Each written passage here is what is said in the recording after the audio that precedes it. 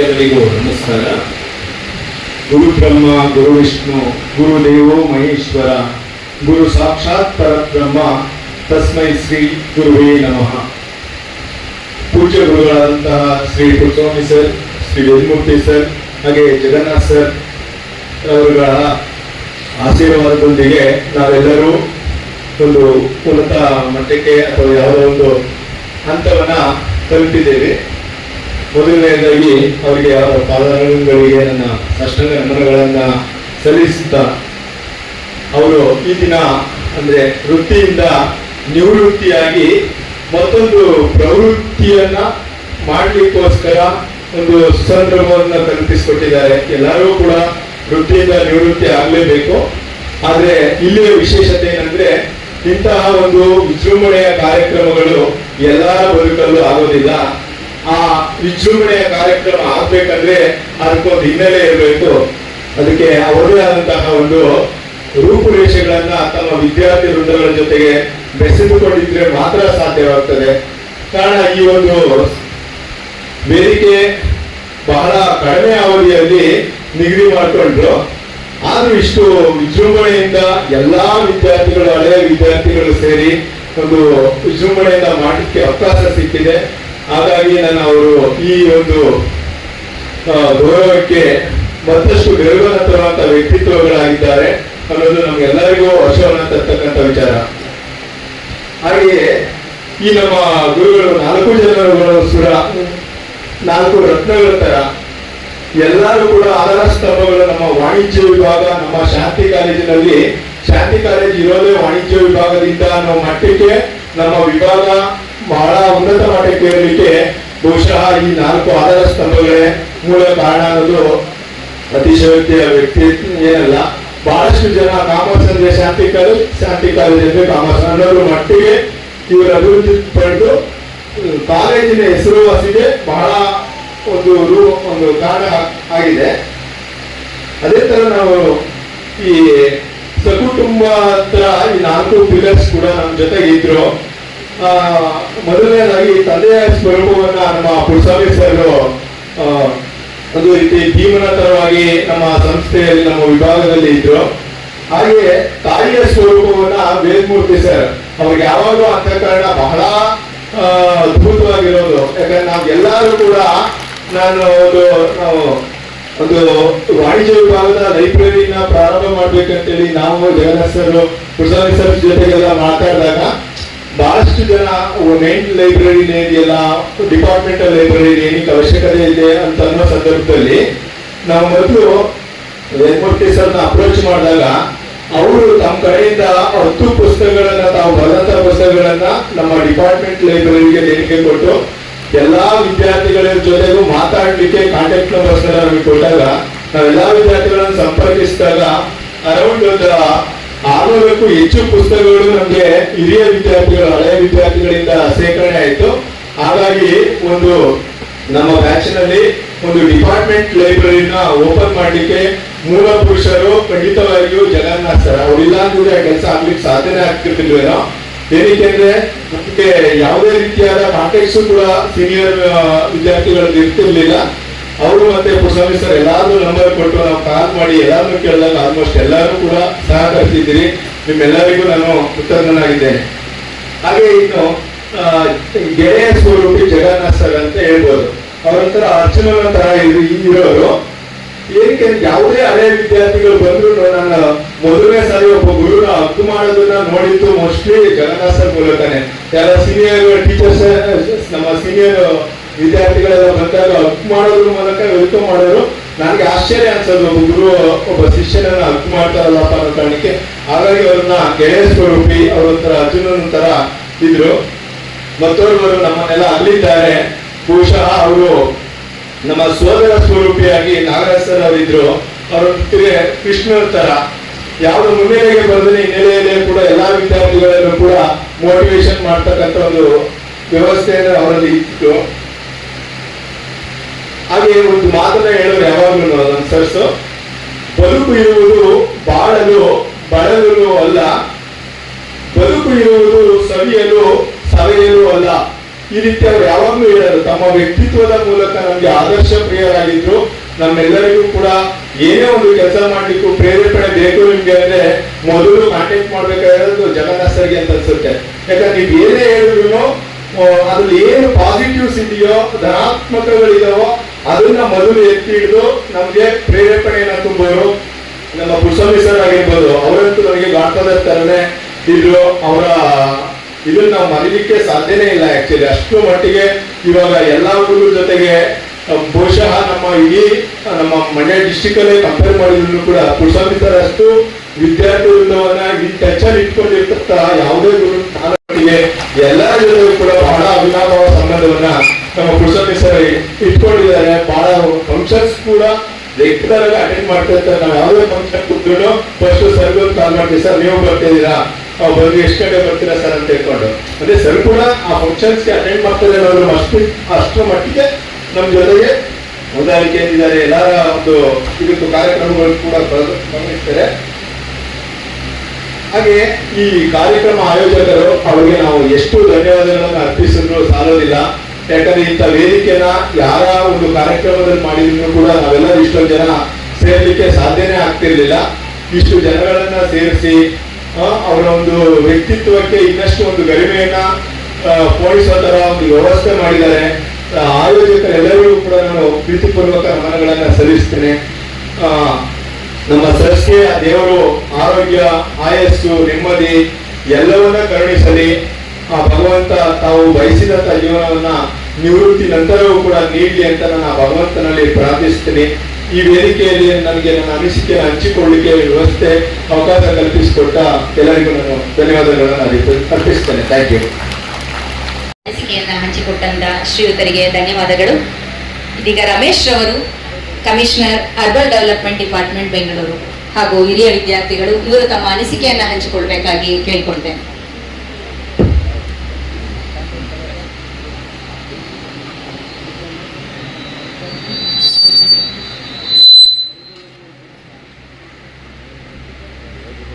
ಎಲ್ಲರಿಗೂ ನಮಸ್ಕಾರ. ವೇದಿಕೆ ಮೇಲೆ ಆಸೀನರಾಗಿರ್ತಕ್ಕಂಥ ನನ್ನ ಗೌರವಾನ್ವಿತ ಗುರುವೃಂದದವರೇ, ವೇದಿಕೆ ಮುಂಭಾಗ ಕುಳಿತಕ್ಕಂಥ ಎಲ್ಲ ಆತ್ಮೀಯ ಸ್ನೇಹಿತರೆ, ಮಿತ್ರರೇ, ಇವತ್ತು ನನಗೆ ವಿಶೇಷವಾದಂಥ ದಿನ. ಸ್ವಾಮೀಜಿಗಳು ಬಂದಮೇಲೆ ನಾನು ಮಾತಾಡಬೇಕಂತ ಅಂದ್ಕೊಂಡಿದ್ದೆ. ಯಾಕೆಂತಂದರೆ ವಿದ್ಯಾದಾನ ಮಾಡಿದ ಗುರುಗಳು ಗುರುವಂದನ ಕಾರ್ಯಕ್ರಮದಲ್ಲಿ ಸೇರಿದ್ದೀವಿ.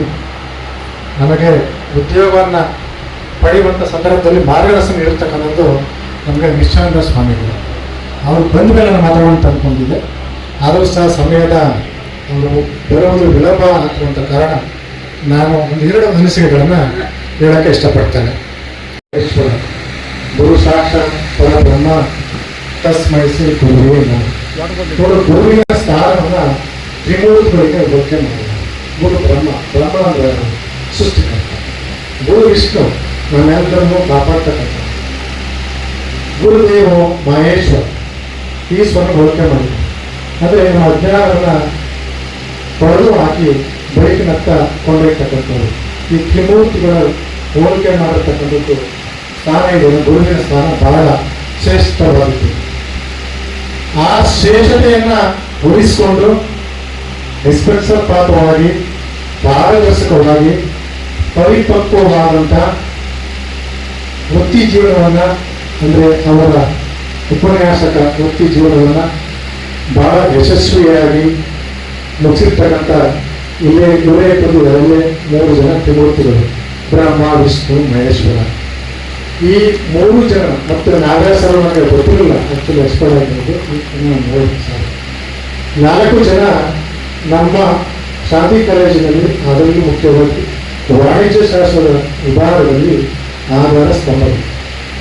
ನಾವು ಓದ್ತಿರ್ತಕ್ಕಂಥ ಸಂದರ್ಭದಲ್ಲಿ ಬಹಳ ನೈತಿಕತೆ ಇತ್ತು, ಬದ್ಧತೆ ಇತ್ತು.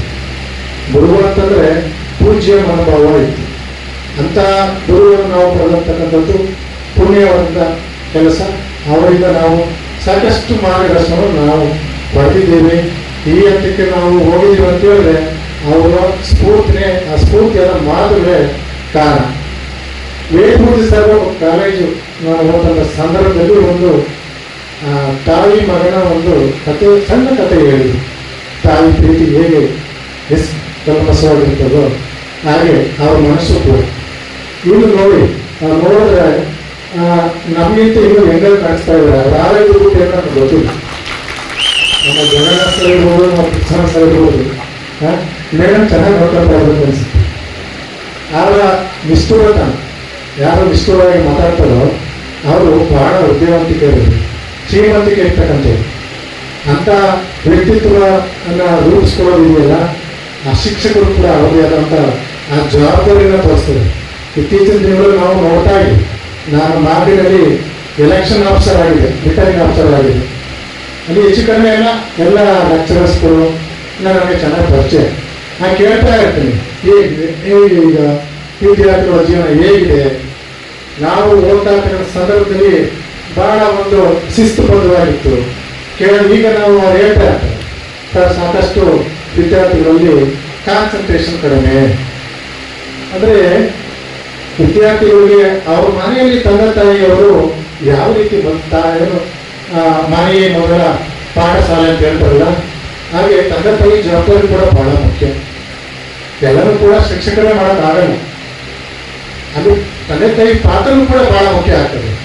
ನಾವು ಗಿಡವಾಗಿ ಬಗ್ಗದ್ದು ಮರವಾಗಿ ಬಗ್ಗಿದೆ ಅಂತ ಹೇಳ್ತೀವಲ್ಲ, ಹಾಗೆ ಗಿಡದಲ್ಲೇ ಬಗ್ಗಿಸಿ ಅವರಿಗೆ ಅವರ ವಿದ್ಯಾರ್ಥಿ ಜೀವನ ಹೇಗಿರಬೇಕು, ಮುಂದಿನ ಭವಿಷ್ಯ ಹೇಗಿರಬೇಕು ಅಂತ ನಾವು ಏನು ಹೇಳ್ಕೊಡ್ತೀವಲ್ಲ ಅದು ಮುಖ್ಯ. ಒಂದು ಕಲ್ಲು ಚೆಲ್ಲಿ ಆಗಬೇಕಾದ್ರೆ ಸಾಕಷ್ಟು ಉಳಿಪೆಟ್ಟನ್ನು ತಿನ್ನಬೇಕಾಗ್ತದೆ. ಹಾಗೆ ವಿದ್ಯಾರ್ಥಿ ಜೀವನ ಕೂಡ ಶ್ರೀಮಂತರಿದ್ದಾರೆ ಸಾಕಷ್ಟು ಮಕ್ಕಳು. ಅವರಿಗೆ ವಿದ್ಯಾರ್ಥಿ ಜೀವನ ಅಂತಂದರೆ ಒಂದು ಏನೋ ಭೋಗ ವಿನಾಶ ಜೀವನ ಅಂತ ಅಂದ್ಕೊಂಡಿರ್ತಾರೆ. ಅದರ ಬಡತನದಲ್ಲಿ ಯಾರೋ ಓದಿ ಬಂದಿರ್ತಾರಲ್ಲ ಅವರೇ ನಿಜವಾದ ಜೀವನ ಅಂತ ತಿಳ್ಕೊಂಡಿರ್ತಾರೆ. ಹಾಗೂ ಗುರುವೃಂದದವರಿಗೆ ಅವರದೇ ಆದಂಥ ಒಂದು ಹಿಂದೆ ನಾವು ನೋಡಿರ್ತೀವಿ, ಗುರುಕುಲಗಳಲ್ಲಿ ಮಕ್ಕಳುಗಳಿಗೆ ವಿದ್ಯಾಭ್ಯಾಸ ಕಲಿತೆ ಇನ್ನೊಂದು ವಿದ್ಯಾಭ್ಯಾಸಕ್ಕೋಸ್ಕರ ಹೋಗ್ತೀವಿ. ಅವರು ಗುರುದರ್ಶನ ಕೊಡ್ತಾರೆ.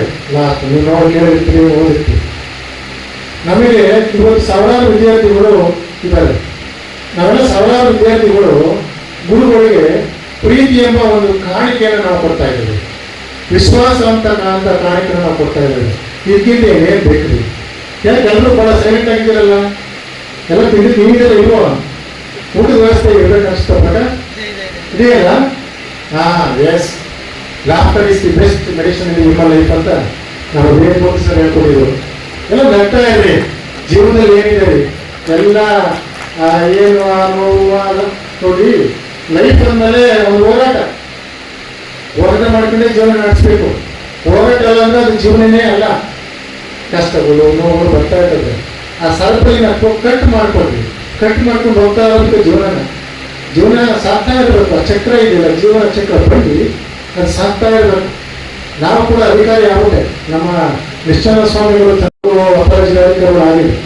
ಹಾಗೂ ಆಗಿದ್ದ ಅವರು ಪಾಪ ಅವರನ್ನು ಪಾಠ ಮಾಡಿದೆ ನನಗೂ ಕೂಡ. ಸೊ ಆ ರೀತಿ ಇಬ್ಬರು ಗುರುಗಳ ಸಾನ್ನಿಧ್ಯದಲ್ಲಿ ಇವತ್ತು ಗುರುವಂದನಾ ಕಾರ್ಯಕ್ರಮವನ್ನು ಆಯೋಜನೆ ಮಾಡಿದಲ್ಲ, ಬಹಳ ಅದ್ಭುತವಾಗಿದ್ದು, ವಿಶೇಷವಾಗಿದ್ದು, ವಿಭಿನ್ನವಾಗಿದ್ದು. ನನಗೂ ಕೂಡ ಸಾಕಷ್ಟು ಜನ ಕಾಲೇಜುಗಳಲ್ಲಿ ನನ್ನ ಚೀಫ್ ಗೆಸ್ಟ್ ಆಗಿ ಕರ್ಕೊಂಡು ಹೋಗ್ತಾ ಇದ್ದೆ. ಆಗ ನಾನು ನೋಡ್ತಾ ಇದ್ದೆ ಏನು ವಿದ್ಯಾರ್ಥಿ ಜೀವನ ಅಂತಂದರೆ ನನಗೆ ಆಗ ನೆನಪಾಗ್ತಾ ಇತ್ತು. ಜೊತೆಗೆ ನಾನು ವಿವಿಪುರಂ ಕಾಲೇಜಲ್ಲಿ ಸುಮಾರು 1.5 ವರ್ಷಗಳ ಕಾಲ ಉಪನ್ಯಾಸ ಕೂಡ ಸೇವೆಯನ್ನು ಸಲ್ಲಿಸಿದ್ದೆ. ಈ ಒಂದು ಅದ್ಭುತವಾದ ಕಾರ್ಯಕ್ರಮವನ್ನು ಆಯೋಜನೆ ಮಾಡಿದ್ದಾರೆ. ನಮ್ಮ ಹಿರಿಯ ವಿದ್ಯಾರ್ಥಿಗಳು ತುಂಬ ಜನ ಹೇಳಿದ್ದಾರೆ ನಮ್ಮ ಜಗನ್ನಾಥ್ ಸರ್ ಬಗ್ಗೆ, ನಮ್ಮ ಪುಸ್ತಕಗಳಿಗೆಲ್ಲ ಅವರಿಗೆಲ್ಲ ಲೀಡರ್ಶಿಪ್ ಅಂತಂದರೆ ಲೀಡರ್ಶಿಪ್ ವಾಣಿಜ್ಯಶಾಸ್ತ್ರ ಬಹಳ ಅದ್ಭುತವಾಗಿ ಯಶಸ್ವಿಯಾಗಿ ನಡೀತಾ ಇತ್ತು. ನಾನು ತದನಂತರ ನನಗೆ ಅವರ ಮಾಹಿತಿ ಇಲ್ಲ, ಸಾಕಷ್ಟು ಜನ ನನಗೆ ಮರ್ತೋಗಿದ್ದಾರೆ. ನೀವು ಕೂಡ ಶಿವಕುಮಾರ್ ಸರ್ನೇ ನಾನು ಮರ್ತ್ಕೊಂಡಿದ್ದೆ ಸಾರಿ. ಸೊ ಏನಿವೆ ಎಲ್ಲರೂ ಒಳ್ಳೆದಾಗಲಿ. ಈ ಗುರು ವಂದನ ಕಾರ್ಯಕ್ರಮವನ್ನು ಯಶಸ್ವಿಯಾಗಿ ಕಾರ್ಯಕ್ರಮವನ್ನು ಬಹಳ ಅದ್ಭುತವಾಗಿ ಆಯೋಜನೆ ಮಾಡಿದ್ದಾರೆ. ನೀವೆಲ್ಲ ಒಂಥರ ಸೋಲ್ಜರ್ಸ್ ಇದ್ದಂಗೆ, ಸೈನಿಕರಿದ್ದಂಗೆ. ನಮ್ಮ ವಾಣಿಜ್ಯಶಾಸ್ತ್ರ ಅಂತಂದರೆ ಅದರದೇ ಆದ ಒಂದು ವಿಶೇಷತೆ ಇದೆ. ಆ ವಿಶೇಷತೆಯಲ್ಲಿ ಇರ್ತಕ್ಕಂಥ ಪ್ರಮುಖ ನೇತೃತ್ವ ವಹಿಸಿರ್ತಕ್ಕಂಥವ್ರು ಬಹಳ ಮುಖ್ಯ ಆಗ್ತಾರೆ. ಸೊ ಎಲ್ಲ ನಿವೃತ್ತಿಯಾಗಿದ್ದಾರೆ. ಅವರ ನಿವೃತ್ತ ಜೀವನ ಬಹಳ ಸುಖಕರವಾಗಿರಲಿ. ನಿಮ್ಮ ಶಿಷ್ಯರು ನಮಗೆ ದೇವರು ವ್ಯವಸ್ಥೆ ಒಂದು ಅಷ್ಟು ಎಷ್ಟು ಶಕ್ತಿ ಕೊಟ್ಟಿದ್ದಾರೆ ಸರ್. ನೀವು ಯಾವುದೇ ಸಂದರ್ಭದಲ್ಲೂ ಕೂಡ ನಮಗೆ ಕಾಲ್ ಮಾಡಬಹುದು. ನಮ್ಮಿಂದ ಆಗುವಂಥ ಸಹಾಯವನ್ನು ನಾನು ಮಾಡ್ತೀನಿ ಅಂತ ಹೇಳ್ತಾ ಈ ಒಂದು ಕಾರ್ಯಕ್ರಮದಲ್ಲಿ ನನ್ನನ್ನು ಮಾತನಾಡಕ್ಕೆ ಅವಕಾಶ ಮಾಡಿಕೊಟ್ಟಂತ ನೀವು ಹೇಳಲು ಧನ್ಯವಾದ ತಿಳಿಸ್ತಾ ನಾನು ಹೇಳಿ ಮಾತ್ರ ಮುಗಿಸ್ತೇನೆ. ಧನ್ಯವಾದಗಳು. ಮೊದಲನೇದಾಗಿ ನಮ್ಮೆಲ್ಲರಿಗೂ ಒಗ್ಗೂಡೋದಕ್ಕೆ ಗುರುಗಳು ಶಿಷ್ಯರು ಒಗ್ಗೂಡೋದಕ್ಕೆ ಒಬ್ಬ ವ್ಯಕ್ತಿ ಕಾರಣ. ಆ ವ್ಯಕ್ತಿನ ನಾವು ಮೊದಲೇ ನೆನೆಸ್ಕೋಬೇಕು. ಅವ್ರು ಯಾರಾದರೂ ನಮ್ಮ ನಾಗೇಗೌಡರು. ಆ ನಾಗೇಗೌಡರು ಮಳವಳ್ಳಿಯಲ್ಲಿ ಶಾಂತಿ ಕಾಲೇಜ್ ಅಂತ ತೆರೀದೇ ಇದ್ದಿದೆ ನಾವಾಗಲಿ ನಮ್ಮ ಗುರುಗಳಾಗಲಿ ಯಾರೂ ಭೇಟಿ ಆಗ್ತಾ ಇರಲಿಲ್ಲ, ಅಥವಾ ನಮ್ಮ ವಿದ್ಯಾಭ್ಯಾಸ ಇಷ್ಟು ಚೆನ್ನಾಗಿ ಆಗ್ತಾ ಇತ್ತು ಅಂತ ಅನ್ಕೋತಾ ಇರ್ತೀವಿ. ಆದ್ದರಿಂದ ಮೊದಲನೇದಾಗಿ ನಾವು ಶ್ರೀಮಾನ್ ನಾಗೇಗೌಡರಿಗೆ ನಮನ ಸಲ್ಲಿಸ್ತಾ, ಹಾಗೆ ನಮ್ಮ ರಮೇಶ್ ಅವರು ನಮ್ಮ ಶಿವಕುಮಾರ್ ಅವ್ರಿಗೆ ಗೊತ್ತಿರಲಿಲ್ಲ ಅಂತ ಇತ್ತು. ಯಾಕೆ ಹೇಳಿಲ್ಲ ಅಂದ್ರೆ ರಮೇಶ್ ಭವನದಲ್ಲಿ ಶಿವಕುಮಾರ್ ಅವ್ರಿಗೆ ವಯಸ್ಸಾಗೋಗಿದೆ ಅಂತ ಅನ್ಕೊಂಡಿದ್ದೆ. ಆದ್ರೆ ಶಿವಕುಮಾರ್ ಅವ್ರಿಗೆ ವಯಸ್ಸೇ ಆಗ್ತಾ ಇದೆ. ಅವ್ರು ನಾನು ಕಾಲೇಜಲ್ಲಿ ಆಗಿದ್ದಾಗ ಹೇಗಿದ್ರು ಈಗಲೂ ಅವ್ರಿಗೆ ಅವ್ರಿಗೆ ನಮ್ಗೆಲ್ಗೆ ನಮಗೂ ರಮೇಶ್ಗೂ ಕೂದೆಲ್ಲ ಹೋಗಿ ನಾವೇ ಅವ್ರಿಗಿಂತ ಸೀನಿಯರ್, ನಾವೇ ಅವ್ರಿಗೆ ಲೆಕ್ಚರ್ ಕಾಣ್ತಾ ಇದ್ವಿ. ಏನ್ ಮಾಡೋದು ಅಂತ ಗೊತ್ತಾಗ್ತಾ ಇಲ್ಲ. ಇರ್ಲಿ, ಯಾಕೆಂದ್ರೆ ಶಿಕ್ಷಕ ವೃತ್ತಿ ಮಾಡೋಂಥವ್ರಿಗೆ ಅವರ ಮನಸ್ಸು ಅವರ ಕಾಯಕ ಇರ್ತದೆ. ಅದು ನಿಜವಾಗ್ಲೂ ಒಂದು ಶಿಸ್ತುಬದ್ಧವಾದಂಥ ಜೀವನ ಮಾಡ್ತಾರೆ. ಅದಕ್ಕೆ ಅವರು ಶಿಸ್ತುಬದ್ಧವಾಗಿ ಕಾಣ್ತಾರೆ. ನಮ್ಮ ಜೀವನ ಶೈಲಿನೇ ಬೇರೆ, ನಮ್ಮ ಇದೇ ಬೇರೆ. ಅದರಿಂದ ಇಷ್ಟೋ ತನಕ ಮಾತಾಡಿದವರೆಲ್ಲ ಮೊದಲನೇ ಬೆಂಚ್ ವಿದ್ಯಾರ್ಥಿ, ಅವರೆಲ್ಲ ಚೆನ್ನಾಗಿ ಹೋಗ್ತಿದ್ರು. ಈಗ ನಾನು ಬಂದಿರೋದು ಲಾಸ್ಟ್ ಬೆಂಚ್ ವಿದ್ಯಾರ್ಥಿ. ಯಾಕೆಂದ್ರೆ ನಾನೇನು ಅಷ್ಟು ಚೆನ್ನಾಗಿ ಹೋಗ್ತಿರ್ಲಿಲ್ಲ. ಓದ್ತಾ ಅಂದ್ರೆ ಕ್ಲಾಸ್ ಅಂತವ್ರಿಗೆ ಎಲ್ಲರಿಗೂ ಹಾಗೆ ಹೆಮ್ಮೆ ಅಂತ ಹೇಳ್ಕೊಳ್ಳೋದು ಯಾವಾಗಲೂ ನಾನು ಪುಟ್ಸ್ವಾಮಿಗಳವ್ರ ಶಿಷ್ಯ, ಜಗನ್ನಾಥ್ ಅವ್ರದಾಗಲಿ ವೇದಮೂರ್ತಿ ಅವ್ರ ಶಿಷ್ಯ ಅಲ್ಲ. ಅಂದ್ರೆ ಯಾಕೆಂದ್ರೆ ಚೆನ್ನಾಗಿ ಓದೋರೆಲ್ಲ ಅವ್ರ ಶಿಷ್ಯರು. ಯಾರು ಚೆನ್ನಾಗಿ ಓದ್ತಾ ಇರಲಿಲ್ಲ ಅವರೆಲ್ಲ ಪುಟ್ಸ್ವಾಮಿಗಳವ್ರ ಶಿಷ್ಯರು. ಅದು ಇವತ್ತವರೆಗೂ ನಡ್ಕೊಂಡಿರೋದು. ಯಾರ್ಯಾರು ಮನೆಗಳಲ್ಲೇ ಇದ್ದೀವಿ ಅವೆಲ್ಲ ಪುಟ್ಸ್ವಾಮಿಗಳವ್ರ ಶಿಷ್ಯರು. ಯಾರ್ಯಾರು ಇನ್ಸಲ್ಟ್ ಮಾಡ್ಕೊಂಡು ಒಳ್ಳೆ ವೃತ್ತಿಲಿದ್ದೀರಿ ಅವರೆಲ್ಲ ಅವರ ಶಿಷ್ಯರು ಅಂತ ಹೇಳೋದಕ್ಕೆ ಖುಷಿ ಆಗುತ್ತೆ. ನಿಜ ಕೂಡ. ಯಾಕೆಂದ್ರೆ ಯಾರು ಓದ್ಲಿಲ್ಲ ಅವ್ರು ಹೇಳ್ತಾ ಇದ್ರು ಪುಟ್ಸ್ವಾಮಿಗಳವ್ರು ನಮ್ಗೆ ನಿಜವಾಗ್ಲೂ CA ಮಾಡುವ MBA ಮಾಡುವಂತ ಸಾಹಸಲ ಹೇಳೋದು. ಒಂದ್ಸಲ ಏನಕ್ಕೆ ಡಿಗ್ರಿ ಮಾಡ್ತಾ ಇದೀನಿ ಅಂತ ಕೇಳಿದ್ರು ನನ್ನ. ಸರ್ ಏನಿಲ್ಲ, ಮದುವೆ ಕಾರ್ಡಲ್ಲಿ ಹಾಕ್ಸ್ಕೊಳ್ಳೋದಕ್ಕೆ ಡಿಗ್ರಿ ಮಾಡ್ತಾ ಇದೀನಿ ಅಷ್ಟೇ ಸರ್ ಅಂತ ಹೇಳ್ಬಿಟ್ಟು ಸುಮ್ಮನೆ ಹೋಗಿದ್ದೇವೆ. ಅಷ್ಟೇ ಓದಿದ್ದು ನಿಜವಾಗ್ಲೂ. ಆಮೇಲೆ ನಾಗೇಗೌಡರು LLB ತೆಗೆದ್ರು. ಅದ್ರ ಫಸ್ಟ್ ಟೈಮ್ ಆಕ್ಚುಲಿ ನಾಗೇಗೌಡರಿದ್ರೆ ಮತ್ತೆ ನಾನು ಒಬ್ಬ ಅಡ್ವೊಕೇಟ್ ಅಂತ ಅನ್ಸ್ಕೊಂಡು, ಅದು ನನ್ನ ತಂದೆ ಆಸೆ ಇತ್ತು. ಅದಕ್ಕೆ ನಾಗೇಗೌಡರು ಅದಕ್ಕೆ ನೀಡಿದ್ರು. ಹಾಗೆಯೇ ಇನ್ನೊಂದೆರಡು ಮಾತು ಹೇಳಬೇಕು ಅಂದ್ರೆ, ನಮ್ಮ ವೇದಮೂರ್ತಿ ಸರ್ ಅವರು ಮದುವೆ ಆದ್ದು ನಾವು ಡಿಗ್ರಿಯಲ್ಲಿದ್ದಾಗ ಎಷ್ಟು ನಾಚ್ಕೋತಾ ಇದ್ರು ಅಂದ್ರೆ, ವೇದಮೂರ್ತಿ ಅವ್ರು ಮನೆ ಕೊಟ್ಟವ್ರಿಗೆ ನಾವು ನಮ್ಮ ಶಿಷ್ಯರೆಲ್ಲ ನಾವು ನಮ್ಮ ಡಿಗ್ರಿ ಚಂದ್ರವರು ಕುಮಾರ್ ಒಂದು ಸಣ್ಣ ಗಿಫ್ಟ್ ತಗೊಂಡು ಮನೆ ಕೊಟ್ಟರು. ಅವ್ರು ಶ್ರೀಮತಿ ಅವ್ರನ್ನ ಇಂಟ್ರೊಡ್ಯೂಸ್ ಮಾಡ್ಕೊಳ್ಳೋದಕ್ಕೆ ನಾಚ್ಕೋತಿದ್ರು. ಅದೇ ನಾಚಿಕೆ, ಅದೇ ಮಗುವಿನಂತ ನಾವು ಇವತ್ತು ಇದೆ ನಮ್ಮ ವೇದಮೂರ್ತಿ ಅವರಲ್ಲ. ನಿಜ ಹೇಳ್ತಾ ಇದ್ವಿ ಅದನ್ನ. ಇಷ್ಟೆಲ್ಲ ನೀವು ಫೋಟೋಸ್ ಎಲ್ಲ ಹಾಕ್ಬಿಟ್ಟಿದ್ದೀರಿ ರೋಡಲ್ಲಿ ಅಂದ್ರೆ ವೇದಮೂರ್ತಿ ಅವ್ರು ಬರೋದೇ ಇಲ್ಲ. ಅಷ್ಟು ಸಂಕೋಚವಾಗಿ ಅಷ್ಟು ಇದಾಗಿ ಇರುವಂಥವ್ರು ವೇದಮೂರ್ತಿ ಅವರು ಅಂತ. ನಿಜವಾಗ್ಲೂ ಅವ್ರುಗಳನ್ನ ನೋಡೋದಕ್ಕೆ ಖುಷಿ ಆಗುತ್ತೆ. ಇವತ್ತು ನಾಗರಾಜ್ ಅವರಿಲ್ಲ. ನಾಗರಾಜ್ ಅವರು ಶಿಸ್ತುಬದ್ಧವಾಗಿ ನಿಜವಾಗ್ಲೂ ಒಬ್ಬ ಸ್ಟೈಲಿಶ್ ಲೆಕ್ಚರ್. ಅವ್ರು ಹಾಕ್ತಿದ್ದ ಬಟ್ಟೆ ಈ ತಿಂಗಳು ಹಾಕಿದ ಬಟ್ಟೆ ಒಂದೊಂದು ತಿಂಗಳು ಹಾಕಲ್ಲ ಅಂದ್ರೆ ನಾವು ಹುಡುಗರುಗಳು ಅಷ್ಟೊಂದು ಬಟ್ಟೆ ಇರ್ತಿರಲ್ಲ ನಾವು. ಆದ್ರೆ ಇವ್ರ ಹತ್ರ ತಿಂಗಳಿಗೆ ಜೊತೆ ಬಟ್ಟೆ ಹೊಲಿಸ್ತಾರೆ ಅನ್ನೋದೇ ಒಂದು ಕತೆ. ಅವ್ರು ಯಾವ ಶರ್ಟ್ ಹಾಕೊಂಡ್ಬಂದವ್ರೆ, ಯಾವ ಪ್ಯಾಂಟ್ ಹಾಕೊಂಡ್ಬಂದವ್ರೆ ಅಂತ ನಾವು ನೋಡ್ತಿದ್ವು, ಹುಡುಗಿಯರು ನೋಡ್ತಿದ್ರು, ಗೊತ್ತಿಲ್ಲ. ಹೋಟೆಲ್ ಗಮನಿಸ್ತಾ ಇದ್ವಿ. ಹಾಗೆ ನಿಜವಾಗ್ಲೂ ಖುಷಿಯಾದಂಥ ವಿಚಾರ. ನನಗೆ ಹೇಳಿದಾಗ ನಾನು ಈ ಕಾರ್ಯಕ್ರಮಕ್ಕೆ ಕಾರ್ಯ ಹೆಚ್ಚಾಗಿ ಕೈ ಜೋಡ್ಸಕ್ಕೆ ಆಗಲಿಲ್ಲ. ಯಾಕೆಂದ್ರೆ ನಮ್ಮ ಇವುಗಳೆಲ್ಲ ಓಡಾಡ್ತಾ ಇದ್ರು. ಅದ್ರ ಹಿನ್ನೆಲೆ ನಿಂತ್ಕೊಂಡು ನಮ್ಮ ಚಂದ್ರು ದಿನ ಫೋನ್ ಮಾಡೋನು, ನಮ್ಮ ಪುಟ್ಸ್ವಾಮಿಗೌಡರು ಇದ್ದಾರೆ ನಿಂದಲೇ ಅದು ನಡೀತದೆ ಅವ್ರು ಹೋಗ್ತಾಯಿತ್ತು ಅಂದ್ಕೊಂಡು. ತುಂಬ ಜನ ಬರಲಿಲ್ಲ, ಕಡಿಮೆ ಜನ ಆದ್ರೂ ಸ್ಟಾರ್ಟಿಂಗ್ ಅಂದ್ಕೊಂಡು. ಖಂಡಿತ ಇಲ್ಲ, ಒಂದು ಬೀಳ್ಕೊಡುಗೆ ಸಮಾರಂಭಕ್ಕೆ ಇಷ್ಟು ಜನ ಮಳವಳ್ಳಿ ತಾಲೂಕಲ್ಲಿ ಇದೆ ಮೊದಲು ಅಂತ ನನಗನ್ಸುತ್ತೆ. ಯಾಕೆಂದ್ರೆ 2018ರಲ್ಲಿ ನಮ್ಮ ಪುಟ್ಸ್ವಾಮಿಗೌಡರು ನಾವು ಶಾಂತಿ ಕಾಲೇಜಲ್ಲಿ ಮಾಡಿದ್ವಿ. ಅಲ್ಲಿಗೂ ಹೋಗಿದ್ವಿ. ಆದರೆ ಕಾಲೇಜು ವತಿಯಿಂದ ಮಾಡಿದ್ವಿ. ಅದ್ರ ವಿದ್ಯಾರ್ಥಿಗಳಿಂದಲೇ ಮಾಡಿ ಇವತ್ತು ನೀವೆಲ್ಲ ಇಲ್ಲಿದ್ದೀರಿ. ಮತ್ತೊಬ್ಬ ವ್ಯಕ್ತಿ ನಮ್ಮ ಎಲ್ಲ ಕಾರ್ಯಕ್ರಮಕ್ಕೂ, ಒಂದು ಸಣ್ಣ ಕಾರ್ಯಕ್ರಮ ಇರಲಿ, ದೊಡ್ಡ ಕಾರ್ಯಕ್ರಮ ಇರಲಿ, ನಮ್ಮ ಶಾಂತಿ ಕಾಲೇಜ್ ಕಾರ್ಯಕ್ರಮ ಅಂತ ಇರುವಂಥ ಒಬ್ಬರೇ ಒಬ್ಬರು ವ್ಯಕ್ತಿ ವೇದಿಕೆ ಮೇಲೆ ಯಾರು ಅಂದರೆ ನಮ್ಮ MS ಕೆಂಪಯ್ಯ.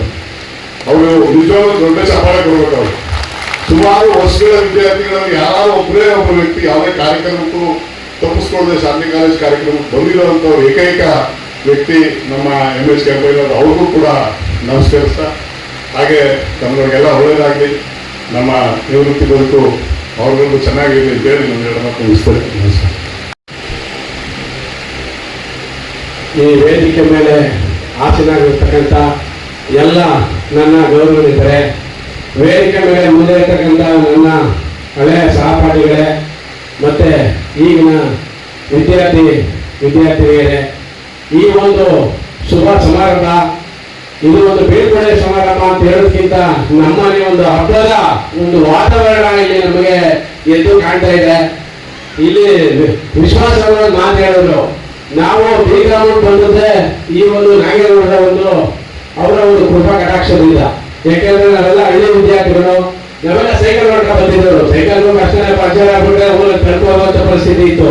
ಯಾಕಂದ್ರೆ ಜೋಬ ದುಡ್ಡು ಇರ್ತಲ್ಲ, ಅಂತ ಪರಿಸ್ಥಿತಿಯಲ್ಲಿ ಕಾಲೇಜಿನ ಊಟಾಕಿ ಇವತ್ತು ನಮ್ಮ ಕರ್ನಾಟಕದ ನಮಗೆಲ್ಲ ಬೇರೆ ಜಿಲ್ಲೆಗಳಲ್ಲಿ ಇರಲಿಲ್ಲ ಎಲ್ಲರಿಗೆ ಅಂತ ಪುಣ್ಯಾತ್ಮ ಬದುಕಿದ್ರೆ ಇವತ್ತು ಈ ಶಾಂತಿ ಕಾಲೇಜಿನ ಒಂದು ಮಹಾನ್ನತವಾದಂತಹ ಒಂದು ಸಾಧನೆಯನ್ನು ಇನ್ನೂ ವಿದ್ಯಾರ್ಥಿಗಳು ಹೆಚ್ಚೆಚ್ಚಿನ ರೀತಿಯಲ್ಲಿ ನಮ್ಮ ರಾಜ್ಯಕ್ಕೆ ಹೆಸರನ್ನ ದತ್ತೇಂದ್ರ ಅಂತಕ್ಕಂಥ ಮಾತನ್ನ ನಾನು ಹೇಳಲಿಕ್ಕೆ ಇಷ್ಟಪಡ್ತೀನಿ.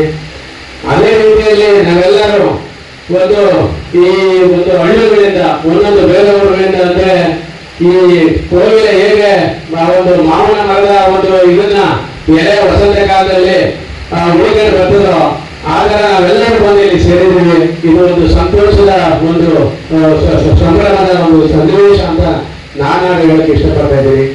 ಇಲ್ಲಿ ಪ್ರಮುಖವಾಗಿ ನಾನು ಹೇಳ್ಬೇಕು ಅಂದ್ರೆ ನಮ್ಮೂರಲ್ಲಿ ರಾಜೇಶ್ ಅಡ್ಡ ಅವನು ಆಲ್ರೆಡಿ ಟೀಕಾ ಮಾಡ್ತಾ ಇದ್ದ. ಅವಾಗ ನಾನು PUC ಆರ್ಟ್ಸ್ ಒಳಗೆ ಬಿಟ್ಟಿದ್ದೆ 4 ತಿಂಗಳು. ನಮ್ಮ ಬ್ರದರ್ ಬಂದು ಕೇಳಿದ ಏನು ಓದ್ತಾ ಇದೀಯ ಅಂತ. ಅವಾಗ ನಾನು ಹೇಳಿದ್ರೆ ಆರ್ಟ್ಸ್ ಓದ್ತಾ ಇದ್ದೀನಿ ಅಂತ. ನಾವು ಆರ್ಟ್ಸ್ ಓದಿದ್ರೆ ಕಾಮರ್ಸ್ ಶಿಕ್ಷಕರು ಚೆನ್ನಾಗಿದೆ ಅಂತ ಸಾಧ್ಯ ಕೇಳ್ತೀನಿ ಅಂತ. ಆಗ ಬೇರೆ ಕೊಟ್ಟಿರೋ ಭಯ ದೇವಸ್ಥಾನ ಹೊಡ್ಬಿಟ್ಟಾರಂತೆ, ಕಪಾಳ ಕೊಡ್ಬಿಟ್ಟಾರಂತೆ.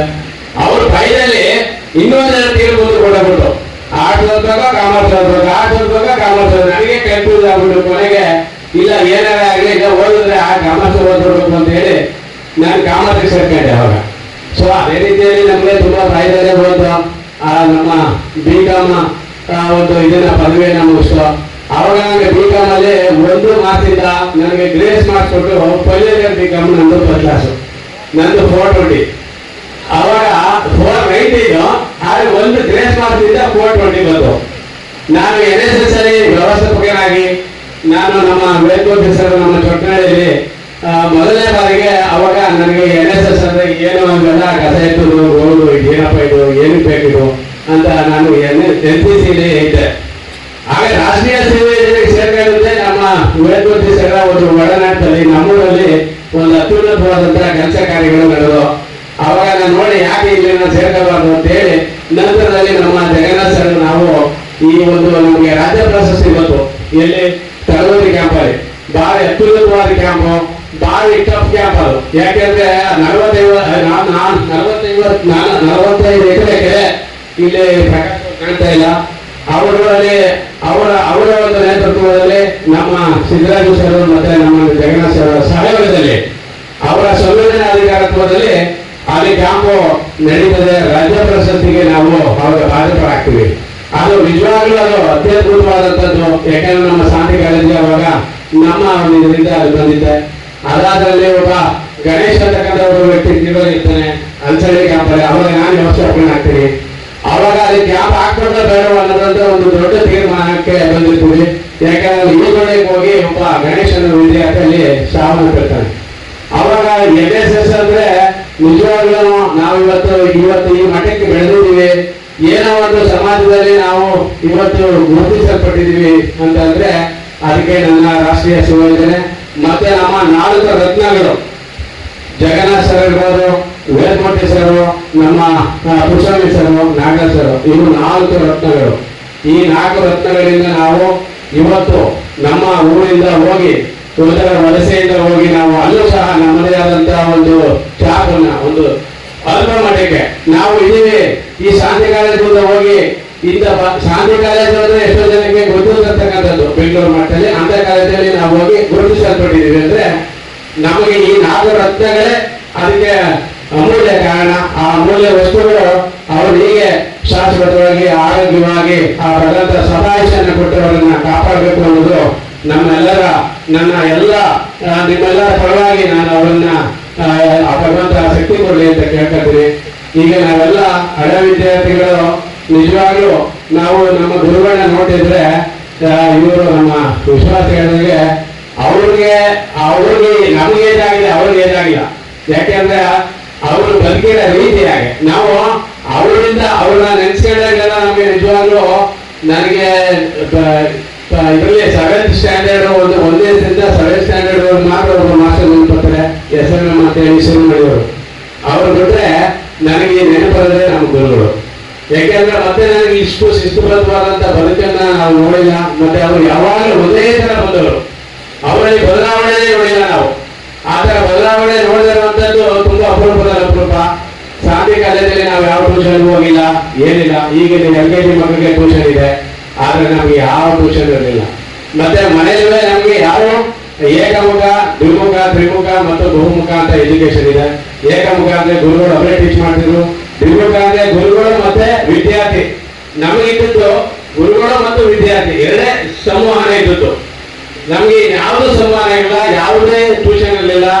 BCom ಅಂದ್ರೆ ನಮ್ಮ ಬ್ರದರ್ ಹೇಳ್ತಿದ್ದ, 2nd PUC ನಾನು ಅಕೌಂಟೆನ್ಸಿ ಮನೆಗೆ ತಗೋದೆ, ಈಗ ಓದು ಪಾಸ್ ಮಾಡಿ ಯಾಕೆ ಓದಿ ಸೇರ್ಕೊಂಡು ಇದ್ದಿದ್ರು. ಆ ಬುಕ್ ನೋಡ್ಬಿಟ್ಟು ಹಾಗೆ ಅಂದ್ರೆ ನೋಡೋದಕ್ಕೆಲ್ಲ ನಮ್ಮ ಗುರುಗಳು ವಿವೇಕಾನಂದರು ಸಾಕಷ್ಟು ಬುಕ್ಸ್ ಬರೆದ್ರು, ಭಾರಿ ಸರಳವಾಗಿ ಬರೆದ್ರು. ಆ ಬುಕ್ಕಿಂದ ನಿಜವಾಗ್ಲೂ ನಾವು ಇವತ್ತು ಒಬ್ಬ BCom ವಿದ್ಯಾರ್ಥಿಯಾಗಿ ಹೊರಹೊಮ್ಮಲಿಕ್ಕೆ ಸಾಧ್ಯವಾಯಿತು. ನಿಜವಾಗ್ಲೂ ಇಲ್ಲಿ ಇನ್ನೂ ಸಾಕಷ್ಟು ಜನ ಮಾತಾಡೋರಿದ್ದಾರೆ.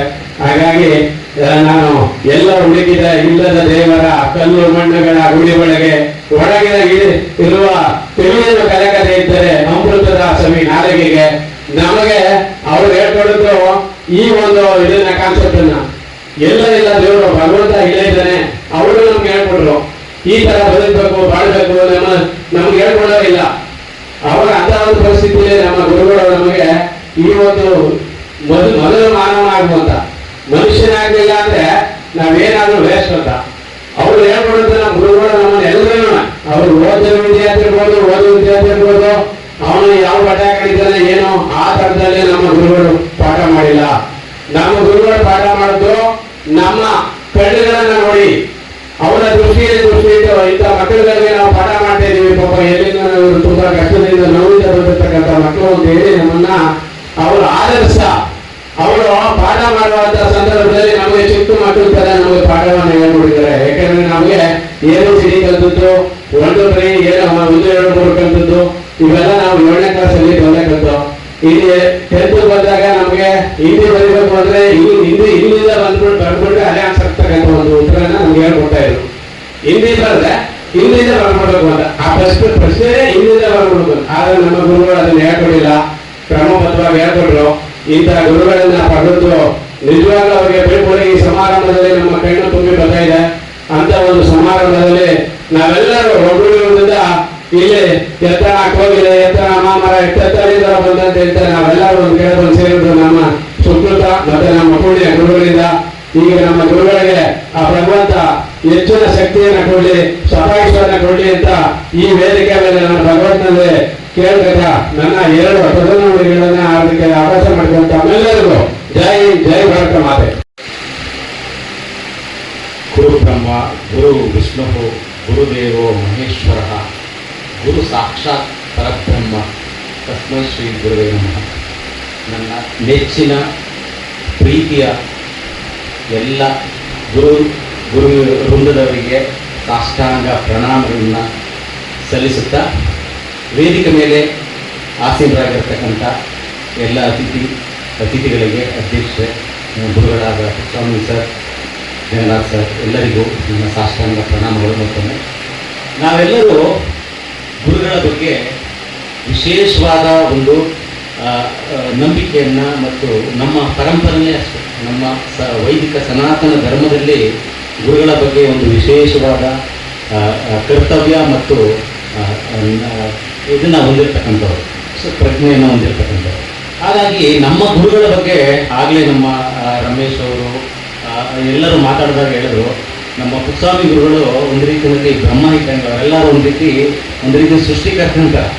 ಮತ್ತು ನಮ್ಮ ಸ್ಥಿತಿ ಮತ್ತು ಇದನ್ನು ಕಾಪಾಡಲಿಕ್ಕಿರ್ತಕ್ಕಂಥ ರೀತಿಯಲ್ಲಿ ನಮ್ಮ ಜಗನ್ನಾಥ್ ಸರ್, ಆಮೇಲೆ ನಮ್ಮ ಮಹೇಶ್ವರ ರೀತಿಯಲ್ಲಿ ನಮ್ಮ ವೇದಮೂರ್ತಿ ಸರ್ ಇದ್ದರು.